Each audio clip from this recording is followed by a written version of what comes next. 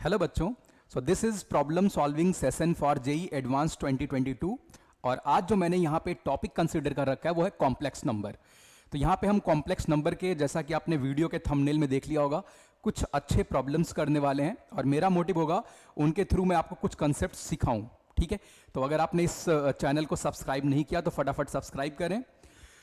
चलिए अब आते हैं मेन प्रॉब्लम पे। So here problem is if alpha 1 alpha 2 up to alpha 100 are all 100th root of unity, then you have to compute double sigma I greater than J, sorry I greater than equal to 1 less than J less than equal to 100 alpha I alpha J raise to the power 5 is. तो पहले समझ लेते हैं कि alpha I alpha जे भी power 5 आप भूल जाओ। Alpha I alpha J I greater than 1 less than J less than equal to 100, इसका क्या मतलब है? तो बच्चे इसका मतलब है sum of product of all the root of unity mention here taken two at a time. अगर मैं पावर 5 को काउंट ना करूं, अभी ऐसे सवाल आपने सीक्वेंस एंड सीरीज में किए होंगे कि sum of product of 10 numbers taken two at a time, right? तो आप वहां पे क्या फंडा यूज करते थे? Sum of product of 10 natural numbers taken two at a time. जब आपने कैलकुलेट किया था, आई थिंक ये जेई का पूछा हुआ सवाल भी है, तो आप ऐसा प्रोसेस यूज करते थे 1 square plus 2 square plus up to 10 square plus 2 times, यहां पे आएगा sum of product taken two at a time. उसको मैं एसओपी से इंडिकेट कर देता हूं। अब आपको यह पता होता था, यह पता होता था तो आप SOP sum of product taken two at a time निकाल सकते हैं। गौर करना, इस सिंबल का मतलब एक बार और अच्छे से समझा देता हूं। अगर आप यहां पे i की वैल्यू 1 लेते हैं बच्चे, तो j की वैल्यू हमेशा i से बड़ी होगी, मतलब आपको प्रोडक्ट अल्फा 1 अल्फा 2 मिलेगा, अल्फा 1 अल्फा 3 मिलेगा। इस तरीके से बच्चे अल्फा 1 अल्फा 100 मिलेगा। और अगर आप बच्चे यहां पे i बराबर 2 लेते हैं तो प्रोडक्ट मिलेगा अल्फा 2 अल्फा 3, अल्फा 2 अल्फा 4, और इसी प्रकार बच्चे आपको मिलेगा अल्फा 2 अल्फा 100। ठीक है, मतलब जे हमेशा आई से क्या रहेगा लाल? बड़ा रहेगा। और इसी प्रकार जब आप आई की वैल्यू आप भाई मैक्सिमम 99 तक जाएंगे, आई को आप 100 ले नहीं सकते क्योंकि आई और जे कभी बराबर नहीं है। तो जब आई 99 होगा तो ये स्वाभाविक है जे की वैल्यू कितनी हो जाएगी? 100 हो जाएगी। आपको यहां मिलेगा अल्फा 99 इंटू अल्फा 100। तो ये आपने product of all the root of unity taken two at a time calculate कर लिया, राइट? लेकिन हमें तो पावर 5 के साथ कैलकुलेशन करने, पावर 5 के साथ कैलकुलेशन करने। गौर करना, आपके पास ऐसी आइडेंटिटी है बच्चे, एक मिनट आप रुक जाओ, आपके पास ये वाली आइडेंटिटी है। अगर मैं कहूं alpha 1 plus alpha 2 plus dot dot dot plus, मान लिया यहां पे अल्फा के, अगर मैं इसका स्क्वायर करूं तो आपके पास ये आइडेंटिटी तो है भाई कि alpha 1 square alpha 2 square up to बच्चे क्या आ जाएगा? अल्फा के square plus 2 times sum of product, जो ये लिखा हुआ है taken two at a time. ठीक है, sum of product taken two at a time, यानी ऐसे अल्फा आई अल्फा जे, आप डबल सिग्मा लगा लो, I greater than equal to 1 less than J less than equal to K. ठीक है, ये थोड़ा सा यहां कट रहा है, मैं अल्फा आई अल्फा जे लिख के चल रहा हूं। तो आपको ये फॉर्मूला पता होना चाहिए। अब इसके तहत इसको कैसे निकाला जाए? तो देखो भाई, बहुत आसान बात है। आप यहां पे, क्योंकि अल्फा आई अल्फा जे पे पावर 5 चाहिए, अगर यहां पे पावर 5 चाहिए तो मैं पहले से यहां पे अल्फा 1 अल्फा 2 अल्फा के सब पे पावर 5 लेके एक्सपेंड करता हूं। कहने का अर्थ बच्चे, मैं ये एक्सपेंड करूंगा अल्फा 1 पे पावर 5 प्लस अल्फा 2 पे power 5 plus dot dot dot alpha 100 पे पावर 5, और इसका मैं कर देता हूं स्क्वायर, इसका मैं कर देता हूं स्क्वायर। इससे आपको क्या मिल जाएगा? अल्फा 1 पे पावर 10 प्लस अल्फा 2 पे power 10 plus dot dot dot alpha 100 पे पावर 10, और बच्चे साथ के साथ और क्या आएगा? प्लस 2 टाइम्स जो तुम्हें कैलकुलेट करना है, ये वाला आपको पूरा प्रोडक्ट मिल जाएगा। इसका नाम मैं के मान लूं भी या एस मान लूं, चलो इसको मैं एस कह देता हूं। तो यहां 2 इंटू एस यानी sum of product taken 2 at a time वाली बात है वहां पे, ठीक है, का 5th पावर है, तो 2 इंटू एस लिख दिया। तुम्हें एस निकालने हैं, राइट। अब देखो बच्चे आपको ये पता करना, भाई ये तो बहुत ही गंभीर सवाल हो गया। यहां पे ये सारे के सारे क्या है, रूट ऑफ यूनिटी है। तो बच्चे गौर करना, आपको ये बात मैं बता देता हूं, जब भी आप रूट ऑफ यूनिटी पे ये पावर्स कैलकुलेट करते हैं, मान लिया अल्फा 1 पे पावर आप कर रहे हो आर प्लस, या यहां पे पावर कुछ और कर लें, यहां पे पावर सपोज चलो आर ही कर लेते हैं, पे पावर आर, अल्फा 2 पे power R plus dot dot dot, यहां गौर करना मैं अल्फा एन लिख रहा हूं पे पावर आर, ठीक है। आपको ये समेसन निकालना है। अच्छा ये अल्फा 1 अल्फा 2 अल्फा 3 सब क्या है, वही 1 अल्फा अल्फा स्क्वायर अल्फा पे पावर n माइनस 1। तो आप ये अपने आप से डेराइव करना, जिससे नहीं होगा कमेंट बॉक्स में लिखेगा, इस पर मैं वीडियो बना दूंगा भाई। तो बच्चे ये वाला समेसन n के बराबर होगा अगर r बराबर के एन हो जाए, अगर r बराबर क्या हो जाए, के एन हो जाए, और ये समेसन 0 आएगा अगर r is not equal to K N हो। जरा आप इसको देखो, ये कौन सी कैटेगरी की बात करी गई भाई, यहां पे तो n कितना है 100, तो 5 को कभी आप 100 के इंटीजर मल्टीपल में लिख ही नहीं सकते हैं, राइट। 5 को कभी आप 100 के इंटीजर मल्टीपल में लिख ही नहीं सकते हैं, यानी ये वैल्यू क्या होने वाली है, 0, ये वैल्यू 0 हो जाएगी। इसी प्रकार बच्चे 10 को भी आप 100 के कभी इंटीजर मल्टीपल में लिख नहीं सकते हैं, ये भी 0 हो जाएगा, यानी s की वैल्यू क्या आएगी, 0। आंसर क्या हो गया लाल, शून्य, 0। आंसर फाइनल क्या हो गया बच्चे, 0। फटाफट आगे चलते हैं, अगला सवाल देखते हैं, फटाफट भाई अगला सवाल कर लेते हैं। तो ये nth रूट ऑफ यूनिटी पे एक बेसिक कंसेप्चुअल प्रॉब्लम है, बहुत ज्यादा कैलकुलेशन भी नहीं करना है, तो ये इंटीजर टाइप सवाल था, राइट। नेक्स्ट प्रॉब्लम देखते हैं बच्चे। प्रॉब्लम है if z is a complex number, if z belongs to a complex number such that modulus z square plus 2 times z plus z bar plus 3 iota times z minus z bar plus 4 equal to 0। z कोई complex number है, इस equation को satisfy करता है, then या and लिख लो आप यहां पे, and z plus 3 plus 2 iota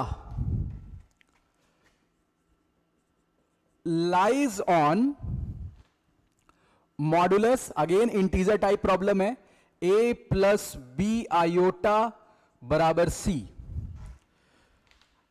तो फिर से जेई एडवांस को टारगेट किया, ये इंटीजर टाइप प्रॉब्लम है। तो बच्चे तुम्हें फटाफट a प्लस बी प्लस सी की वैल्यू बता देनी है, a प्लस बी प्लस सी की वैल्यू बता देनी है। तो अगर आपको सर्कल का इक्वेशन कॉम्प्लेक्स फॉर्मेट में याद है तो अच्छी बात है, वैसे ज्यादातर बच्चों को याद नहीं होता है, तो यहां पे कोई बहुत ही ज्यादा रिकमेंडेशन भी नहीं कि आप उसे रट्टा मार के याद रखें, ठीक है। अगर वो नहीं भी याद है तब भी आप इसे बहुत ही प्यार से कर पाएंगे, आपको इस सवाल में ज्यादा दिक्कत नहीं होने वाली है। चलो बच्चे, तो देखो यहां पे आपको नजर आ गया, मैंने सर्कल क्यों बोला कि Z square X square plus Y square का टर्म आएगा, जेड प्लस जेड बार, आप सबकी वैल्यू रख दो तो आपको सिंपली एक सर्कल मिल जाएगा, राइट। तो बहुत ही इजी प्रॉब्लम है। तो बच्चे देखो जेड को आप x plus iota Y let कर लो, let z equal to x plus iota Y.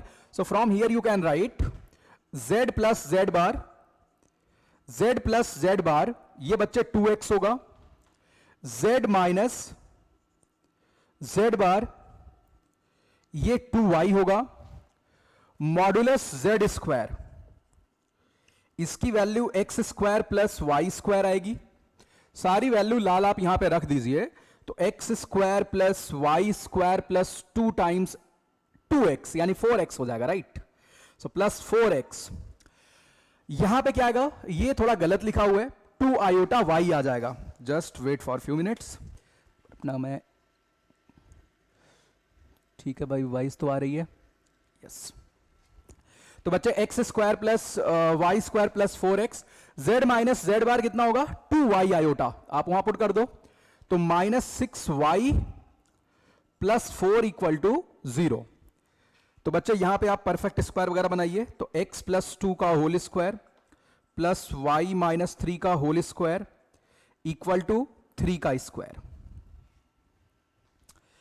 ये सर्कल है और z इसी सर्कल पे लाई करता है। तो उन्होंने कहा कि भाई ये z प्लस 3 प्लस 2 आयोटा, ये भी कोई पॉइंट होगा आर्गन प्लेन का, ऑफ कोर्स कोई पॉइंट होगा।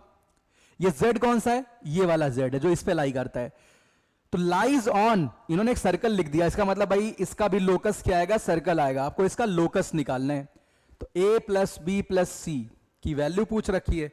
तो देखो बच्चे क्या करो, सबसे बेटर तरीका आपको बताता हूं, आप पैरामेट्रिक फॉर्म में से लिख लो, x प्लस 2 कितना होगा 3 cos थीटा। तो बच्चे x कितना आ जाएगा, x आ जाएगा 3 cos थीटा माइनस 2। इसी प्रकार y माइनस 3 कितना होगा 3 sin थीटा। तो y कितना आ जाएगा 3 प्लस 3 sin थीटा। ये हो गया। बच्चे आप जो z है ये क्या होगा, x plus iota Y, right, यही z है x प्लस आयोटा वाई। तो यानी ये पॉइंट इस पे लाई करेंगे, सॉरी, ये x और y की वैल्यू आप यहां पुट कर दो तो आपको आर्गन प्लेन में कुछ थीटा के टर्म में पॉइंट मिल जाएगा। किसके टर्म में, थीटा के टर्म में। थोड़ा सा मैं ट्रैक सुथरा था। आप यहां पे z की वैल्यू पुट कर दीजिए x और y के टर्म में, यानी x प्लस आयोटा y, तो आपको आर्गन प्लेन में पॉइंट मिल जाएगा। Got it. और आप थीटा एलिमिनेट करके लोकस निकाल पाओगे। तो फटाफट देख लेते हैं।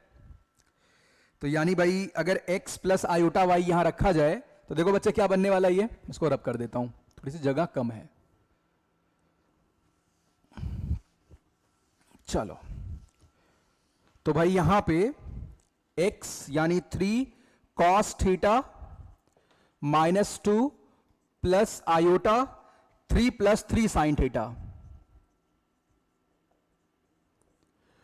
Plus 3 plus 2 iota. ये बच्चे क्या लिखा हुआ है, इसी का कोऑर्डिनेट लिखा हुआ है पैरामेट्रिकली, राइट। इसी को मान लेता हूं, suppose this is x plus iota y।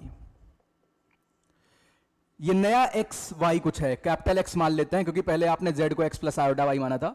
x plus iota y, right. इसी के लोकस की बात हो रही है, ठीक है। तो बच्चे कैपिटल X यहां लिख लेते हैं। आप सारे रियल पार्ट्स को इकट्ठा कर लो। तो बच्चे कैपिटल X कितना आ रहा है, capital X is 1 plus 3 cos theta. इसी प्रकार आप कैपिटल Y निकालो, capital Y is 5 plus 3 sine theta.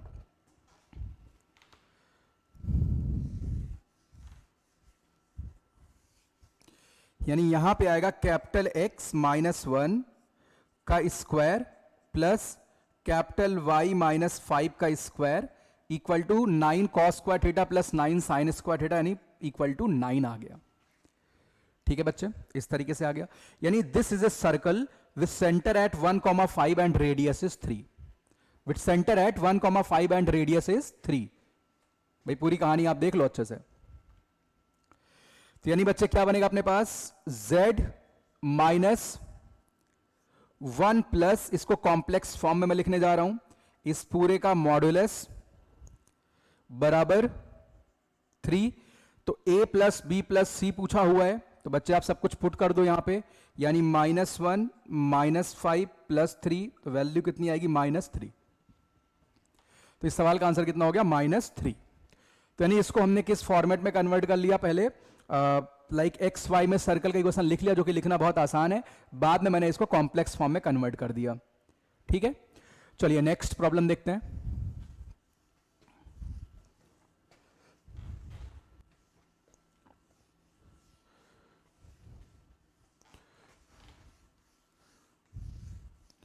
Next question बच्चे फटाफट लिखते हैं। तो प्रॉब्लम लिखिए, चलो यहां पे लिखते हैं maximum area of triangle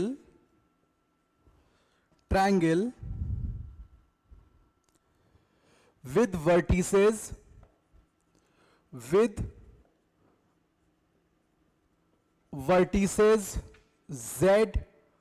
z1, z2 satisfying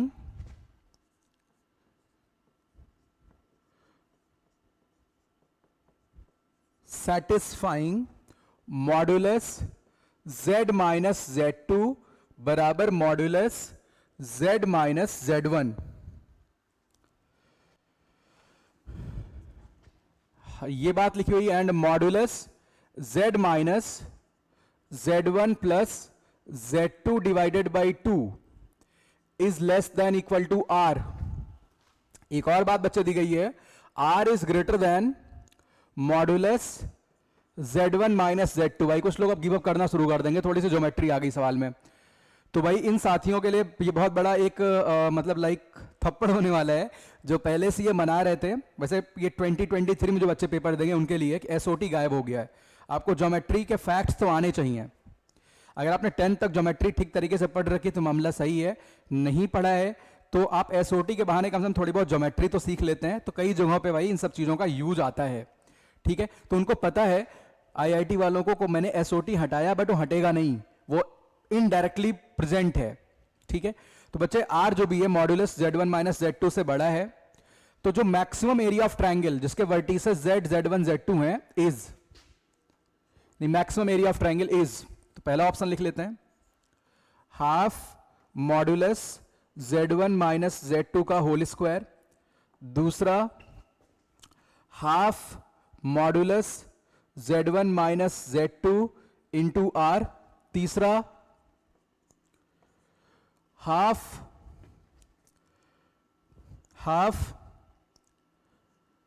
are cube upon modulus z1 minus z2। Fourth, यहां पे फर्स्ट कर लो, सब रोमन में लिखे हुए हैं।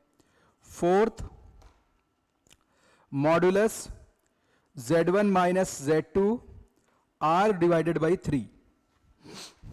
ये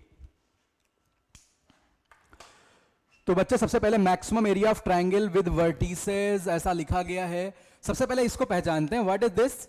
इसका मतलब z एक ऐसा पॉइंट है, इसकी दूरी किन्हीं दो फिक्स पॉइंट से हमेशा बराबर है। तो यानी z कहां चल रहा है, z1 और z2 के राइट बाइसेक्टर पे। कहां चल रहा है बच्चे, z चल रहा है z1 और z2 के राइट बाइसेक्टर पे। तो देखो लाल यहां पे this is imaginary axis, this is imaginary z, and लाल ये क्या है आपका रियल z है। और बच्चे आपके पास कोई दो फिक्स पॉइंट हैं z1 एंड z2, आपके पास कोई दो फिक्स पॉइंट हैं z1 एंड z2, और z कहां चल रहा है, इन z1 और z2 को ज्वाइन करने वाली लाइन के राइट बाइसेक्टर पे चल रहा है। कहां चल रहे हैं, इसके राइट बाइसेक्टर पे चल रहे हैं, ठीक है। तो जब आप राइट बाइसेक्टर पे चलेंगे तो हमेशा z माइनस z1 बराबर z माइनस z2 होगा।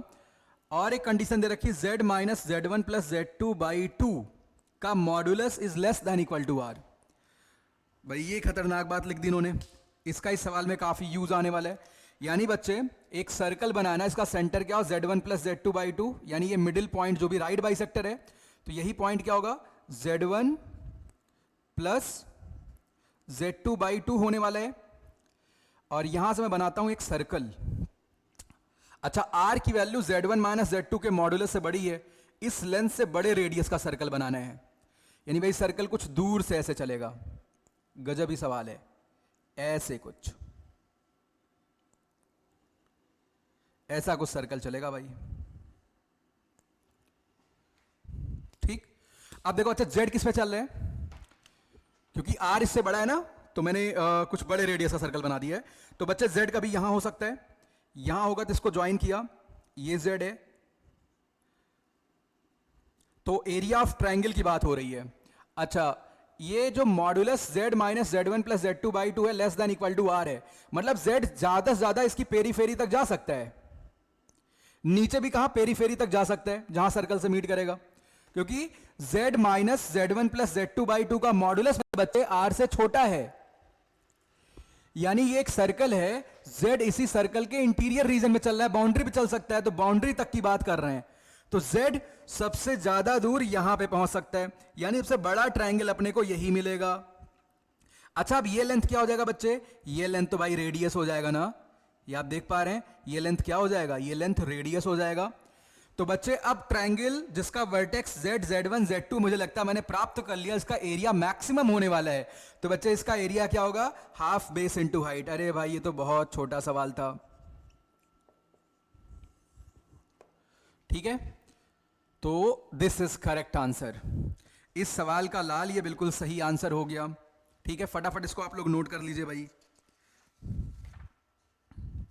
फटाफट बच्चे इसको नोट कर लीजिए, हम आगे चलते हैं।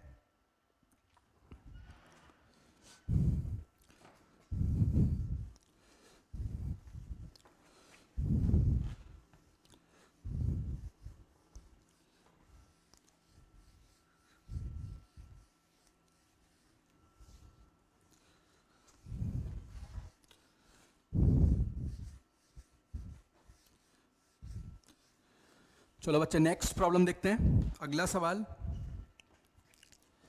अगेन यहां पे एक इंटीजर टाइप प्रॉब्लम लिया जाए।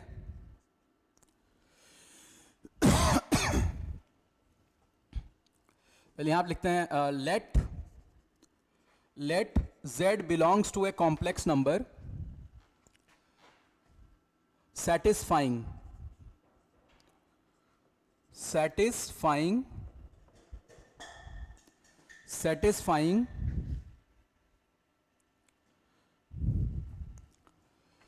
फर्स्ट है z such that, ये सेट A है, z is a complex number satisfying set A, z such that argument of z equal to pi by 4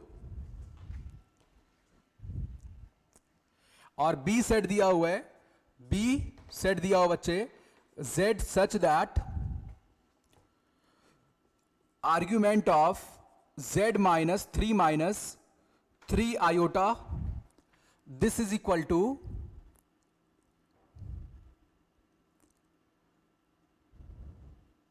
this is equal to 3 pi by 4. This is equal to 3 pi by 4. Then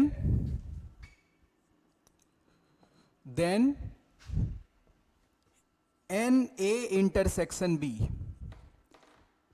means number of common elements in A and B will be, ये बच्चे तुम्हें बताना है, ये बच्चे तुम्हें बताना है, ठीक है। अब देखो यहां पे फटाफट इसको प्लॉट करते हैं। हमें पता है कि argument of z equal to, जब मैं पाई बाई 4 बोलता हूं इसका मतलब क्या? दैट्स अ रे, ठीक है। गौर करना, कुछ साथी यहां गलती कर देते हैं, इस गलती से बचना है, वो z बराबर x प्लस आयोटा y मान लेते हैं, अच्छी बात है।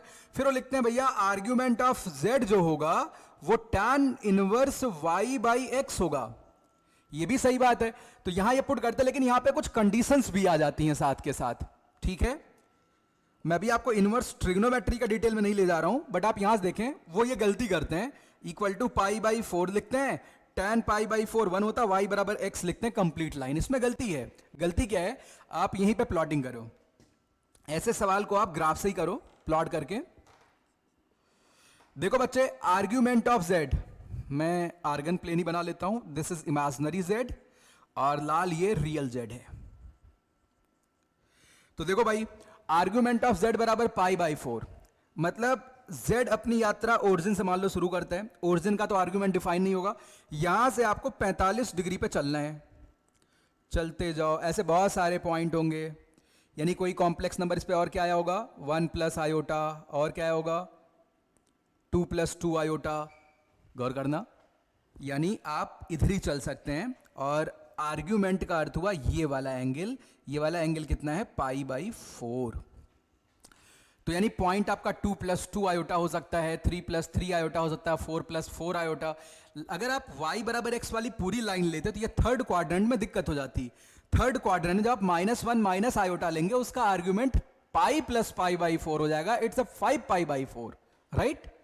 तो बच्चे उसमें गलती हो जाएगी, तभी बोलते हैं कि ये एक रे होता है जिसका स्टार्टिंग पॉइंट आपको पता है। This a part of straight line, not a complete straight line, right. अब आते हैं लाल, z -3 आयोटा बराबर 3 पाई बाई 4। इस बार भाई तुम्हारा स्टार्ट करने वाला पॉइंट बदल जाएगा। देखो आप इसको ऐसे लिख सकते हो, गौर करना, आर्ग्यूमेंट ऑफ z -0, मतलब आप अपनी यात्रा कहां से शुरू कर रहे हो, बस मैं समझाने के लिए लिख रहा हूं 0 से। यहां पे आप इसको लिख रहे हो जब, तो बच्चे इसका अर्थ क्या, आप कहां से अपनी यात्रा शुरू कर रहे हो, 3 + 3 आयोटा से भाई, z -3 + 3 आयोटा से। तो आपकी यात्रा शुरू करने का पॉइंट 3 + 3 आयोटा, अपनी ओरिजिन को शिफ्ट कर लो, ये देखो यहां पे इसी लाइन पे लाई करेगा। बच्चे इसका कोऑर्डिनेट है 3 + 3 आयोटा। इससे कितने डिग्री पे चलना है, आप यहां पे x और y एक्सिस बना लो शिफ्ट करते हुए, ये शिफ्टेड एक्सिस हैं, यानी z इसके रिस्पेक्ट में चलेगा, राइट। जैसे आप लिखते हो ए बी वेक्टर, तो position of B minus position of A, तो लाइक दैट ये लिखा हुआ है कि आप 3 + 3 आयोटा से 135 डिग्री पे घूम रहे हो, चल रहे हो। तो यानी बच्चे यहां पे आप चलेंगे 135 डिग्री पे इस तरीके से। अच्छा ये होल बन रहे हैं, आप इसके इधर तो जाएंगे नहीं, यही एंगल आपका कितना है बच्चे, ये एंगल कितना है 3 पाई बाई 4। तो यानी जो बी सेट है उसके एलिमेंट्स इधर चल रहे हैं भाई, इधर चलते जा रहे हैं, ए वाला इधर जा रहा है, दोनों मिल रहे हैं लेकिन वहां होल आ रहा है, क्या आ रहा है, होल। क्योंकि 3 + 3 आयोटा अगर आप जेड पुट करेंगे तो आर्ग्यूमेंट डिफाइन नहीं होगा, 0/0 फॉर्म बन जाएगा। तो यानी बच्चे एन ए इंटरसेक्शन बी क्या आ गया, फाइनल, कोई भी एलिमेंट नहीं है, 0 एलिमेंट्स आए। Number of elements in A intersection B क्या आ गया, 0। Number of elements in A intersection B क्या आ गया बच्चे, 0 आ गया। तो भाई इस तरीके से आप साथी सवाल को कर सकते थे, ठीक है। चलिए तो अगला सवाल देख लेते हैं फटाफट, नेक्स्ट प्रॉब्लम देखते हैं। भाई नोट कर लो, जल्दी से नोट करो इसे फटाफट।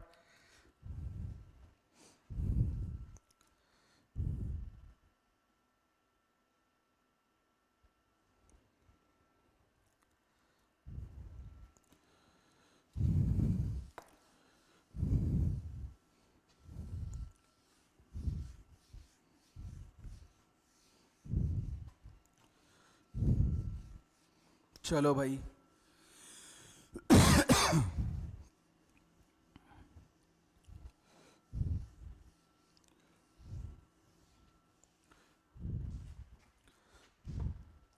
चलो बच्चे अगला सवाल है,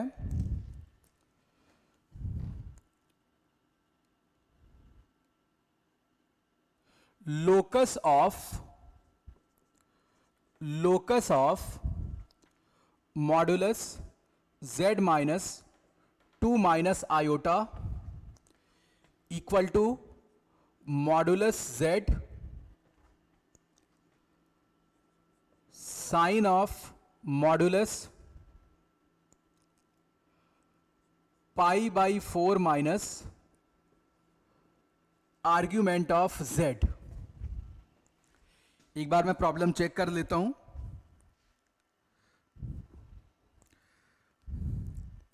ठीक है, locus of this will be, first option A parabola, B option an ellipse,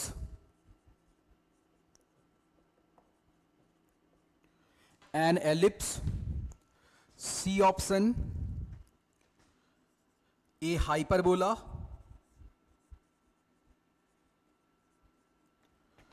D option a pair of straight line, तो बच्चे देखो यहां पे डीलिंग के लिए आप सबके लिए अलग अलग कॉम्प्लेक्स फॉर्मेट में कर्व याद रखोगे तो दिक्कत हो जाएगी। बेटर है इनको आप कार्टेशियन कोऑर्डिनेट सिस्टम में कन्वर्ट कर लो, राइट। तो लाल आप z इक्वल टू क्या मानेंगे, z इक्वल टू आप मानेंगे x + आयोटा y। तो यानी बच्चे जो आर्ग्यूमेंट ऑफ z है, दैट इज थीटा। अभी के लिए मैं लिख लेता हूं, और ये थीटा कितना होता है, tan inverse y by x under some constraint. जब भी आप किसी कॉम्प्लेक्स नंबर का आर्ग्यूमेंट बच्चे निकालते हो, तो ये मैं हाईली रिकमेंड करूंगा कि आप उस कॉम्प्लेक्स नंबर को प्लॉट करके ही निकालो, ये फॉर्मूला डायरेक्टली यूज मत करो, गलती हो जाती है। ठीक है, अगर आप गो थ्रू फिर कोई दिक्कत नहीं है। तो आप z की वैल्यू यहां पुट कर दो, यानी आएगा square root of x minus 2 का स्क्वायर प्लस y माइनस 1 का स्क्वायर, मॉडुलस z का अर्थ है बच्चे root under x square plus Y square sine of pi by 4 minus argument of z। देखो भाई यहां ऐसे लिख लेते हैं, साइन पाई बाई 4, यहां पे मॉडुलस भी लगाना है। अच्छा भाई, तो sine modulus pi by 4 minus theta, यहां पे मॉडुलस दिया था इक्वेशन में, पूरे पे मॉडुलस दिया था, मैंने गलत लिख दिया इसे, पूरे पे मॉडुलस दिया गया बच्चे। लग भी गया वैसे एक्सपैंड कैसे करते, फिर तो केसेस बनाने पड़ जाते। तो बच्चे sine pi by 4 minus theta को आप एक्सपैंड कर डालो तो आएगा root x square plus Y square sine pi by 4 cos theta, यानी बच्चे आएगा ये cos theta minus sine theta by under root 2, by under root 2। अब आप क्या करने हैं, आपको tan थीटा पता है y बाई एक्स, आप cos और sin की फटाफट से वैल्यू पुट कर दो। यहां पे क्या लगा हुआ है, मॉड, फटाफट से क्या पुट कर दो बच्चे, वैल्यू।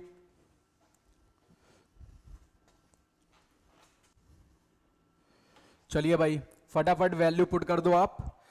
तो tan थीटा कितना बच्चे, tan थीटा है y बाई एक्स, तो cos थीटा कितना हो जाएगा, x upon root under x square plus Y square. Sine theta कितना हो जाएगा लाल, y upon root under x square plus Y square. आप साइन थीटा और कॉस थीटा की वैल्यूज यहां रख दो, तो बच्चा root x square y square तो कट जाएगा, तो ये सिंपली क्या लिखा हुआ है, x minus Y by root 2, ये सब कट गया। अब जरा कोनिक के डेफिनेशन पे चलते हैं, क्या पढ़ते थे, conic section is a locus of point which moves in a plane in such a way so that ratio of its distance from a fix point to fix line is equal to eccentricity. ठीक है, तो देखो बच्चे P S तो ये लिखा हुआ है फिक्स पॉइंट से डिस्टेंस, लाइन से डिस्टेंस देखते हैं, ये लाइन कौन सी है, ये लाइन है मेरे बच्चे, ये लाइन है x माइनस वाई बराबर 0, इससे आपको डिस्टेंस लिखना है। तो इससे परपेंडिकुलर डिस्टेंस कितना आएगा, x माइनस वाई का magnitude upon root under A square plus B square, right.